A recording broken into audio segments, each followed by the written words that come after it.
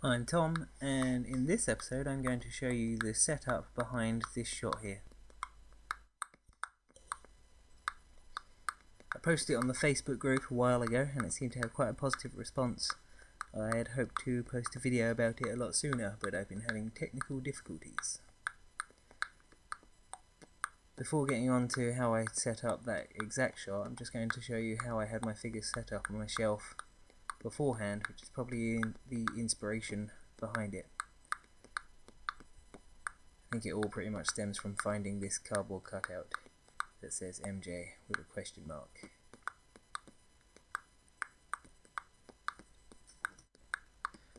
I don't normally use that many cutouts, but I thought this one was pretty good, especially as I'm a fan of using the Marvel Universe Mary Jane. I've actually got her suspended by her ankle. I've got a piece of wire wrapped around her ankle and sort of tucked in under some books on the shelf there. And this guy is also suspended by the wire, which is tucked in under the books. So I've tried to hide as much of it as possible. I think this is the angle that this setup looks best from, despite the fact you can't read the cutout from here. Whilst we're looking at my shelves, I'm also going to show you this other setup that I had underneath it. This has very little to do with the other shot, but I recorded it all at the same time, so I figured I may as well show it to you in this video. All of this bit here is no strings attached. The thing has got big wide feet, so he's pretty good to balance in a relatively unstable position.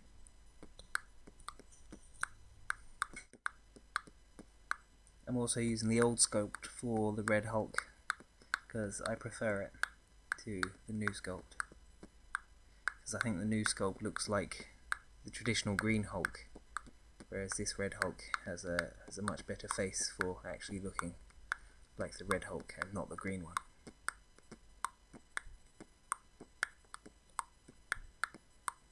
Over here I've got some old-fashioned style Marvel characters. And here I tried to use a light to make it look like a fire effect in front of an old Metropolis poster.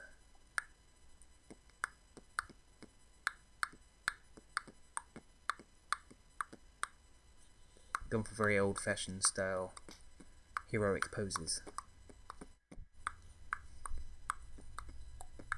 So none of these have any sort of proper backdrops, and they're just sort of set up on my shelf really for my own entertainment. Just as somewhere to sort of test things out. And sometimes when I find something good, like Mary Jane flying through the air and that cutout, I decide to put it into a more highly polished setup, using a couple of backdrops and such. So that's what I did here to take that photo. The Spider-Man I've used here isn't actually the Marvel Universe Spider-Man, because I'm not a huge fan of the colouring on any of those. They don't look bright enough and not quite comic booky enough for me. So I've used one here which is the superposable Spider-Man from a bit of an old series. He's got a pretty good sculpt, and his hip joints are pretty good. They mean his legs don't pop out quite so much as the Marvel Universe Spider-Man's. And now for the big reveal. If you hadn't guessed already, because she was held up by a piece of wire, this whole thing is actually twisted by 90 degrees, and he's not holding her up on the wall like a spider can. They're all just stood on the floor. To illustrate this point, I figured it was a good idea to put Batman here, because that's his shtick. Like how Adam West used to make it look like he was walking up the side of a building when they were clearly just walking across the floor. Now I've got my computer working again, I've got a big backlog of videos ready to go up on YouTube, so make sure that you don't miss any of them coming up soon, and click that subscribe button. Thanks for watching. Crispy.